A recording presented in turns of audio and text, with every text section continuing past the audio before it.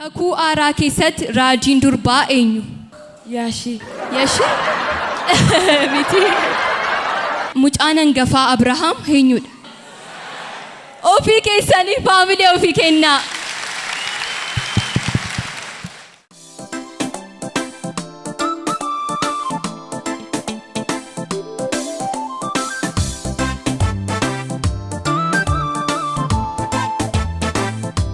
Harka fuunee akkam jirtu kabajamtoota daawwattoota keenya as galma TV Handuuf Gaad keessatti kan argamtan akkasumas mana keessan teessanii kan nu daawwataa jirtan yeroon kun yeroo gaaffiif deebiiti.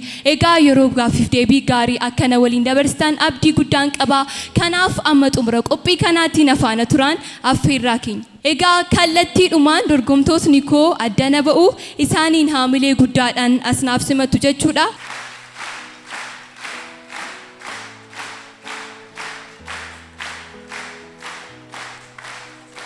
Tole egaa maqaan kee eenyudha? Eessarraa dhufte? Gaaffiif jedhama. Kana dhufee magaalaa Damdoollooti.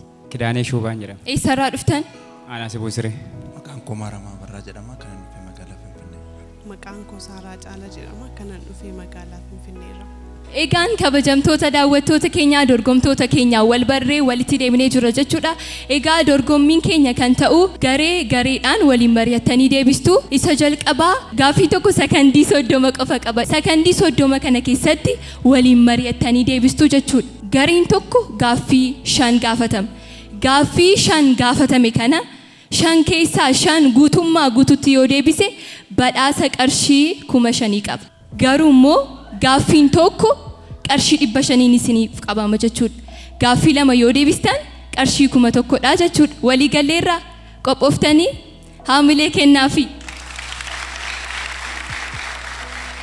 Tole waliin mari'adhaa sekondii keessanitti fayyadamaatii deebisa. Gaaffiin tokko akkas jedha. Namichi macaafa qulqulluu keessaa harki isaa lammanii fi miilli isaa lamman quba 6 ta'e walumaa galatti quba 24 kan qabu nama biyya eessaati?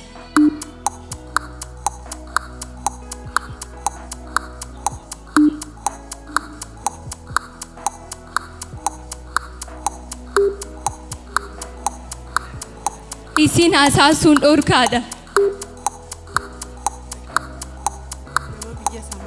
Maal jette? Nama biyya Samaariyaa. Miti amma sekondii keetti fayyadamuu dandeessa.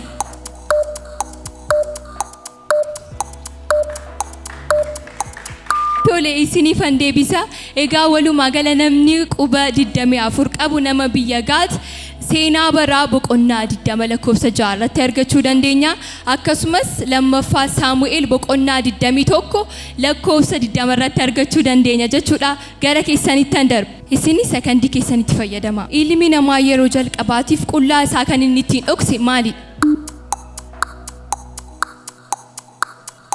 Ilmi namaa yeroo jalqabaatiif qullaa isaa kan inni ittiin dhokse maalidha?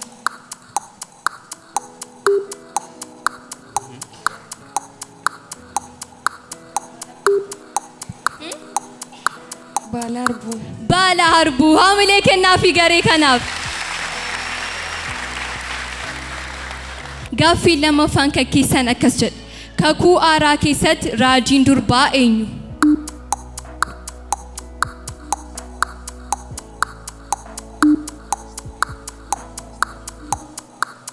Asteer. Asteer miti.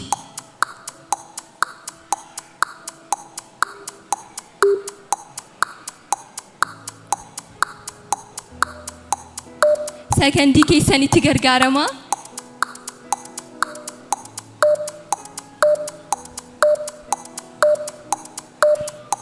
Egaa gareen jalqabaa kuni Asteerii dheedhaniiru hin arganne. Kakuu haaraa keessatti raajiin durbaa eenyudha? Haannaadha jechuudha. Gaaffiin lammaffaan kan keessan akkas jedha. Mucaan hangafaa Abrahaam eenyudha? Haasa'uun hin danda'amu isin. Saamu'eel. Saamu'eel miti. Yaashii. Yaashii? Miti.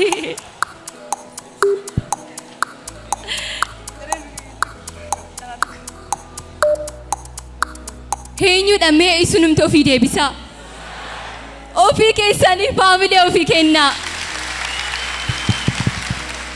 Mucaan hangafa Abrahaam Ismaa'eelidha jechuudha. Gaaffiin sadaffaan keessan akkas jedha. Macaafa qulqulluu keessaa macaafonni boqonnaa 5 qaban 5 himi jedha.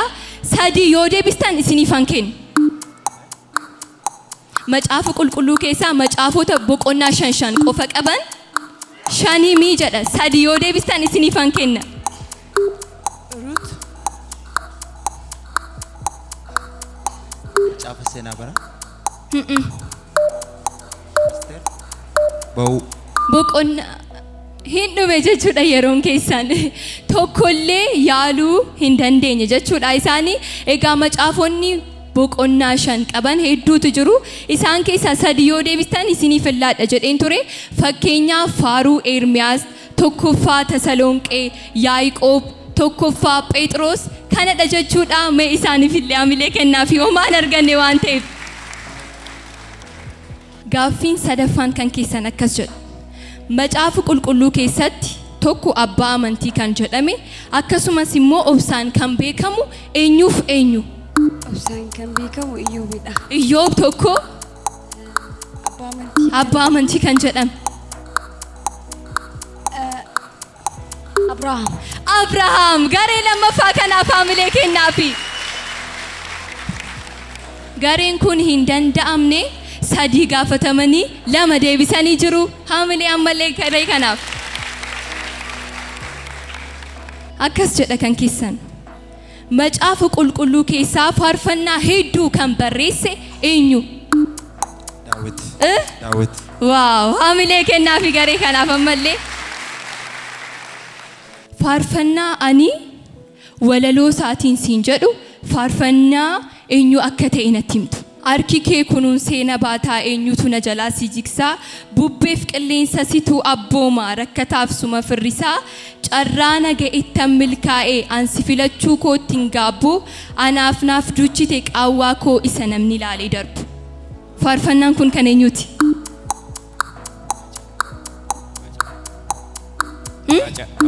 Baacaa miti.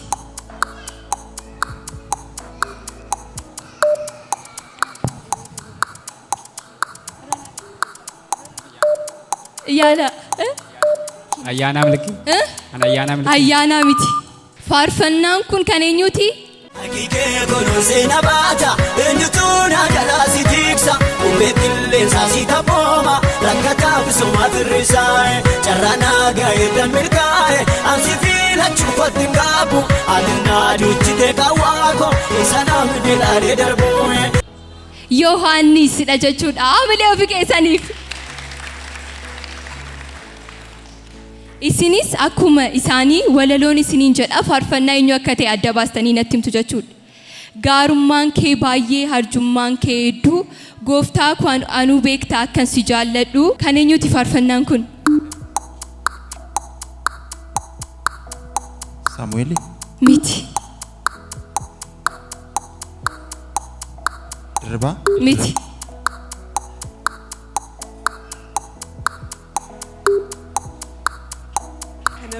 Abbabaa hamilee kennaafi garee kanaaf. Mankee gooftaa kooti beektaa akkan si jaalladhu, ammaana yookaan ammasii tilmaamuu taanaan rakkisee, ammaana yookaan ammasii tilmaamuu taanaan rakkisee.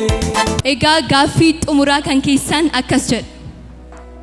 Nooyi jechuun maal jechuudha? Hiikni maqaasaa. No isa bara baay'ee isaan barisaatti bidiruu qopheessa. Hiikni maqaasaa eenyudha?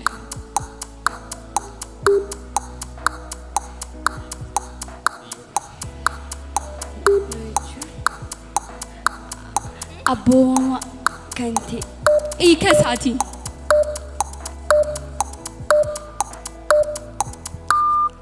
Nooyi jechuun maal jechuudha? Jajjabeessaa jechuudha hiikni kallattiisa. Egaa gareen lammaffaan kun gaaffii 5 gaafataman keessaa 3 deebisanii jiru jechuudha. Isaaniif hamilee guddaa kennaafi. Egaa badhaasa qarshii 1,500 qabu jechuudha.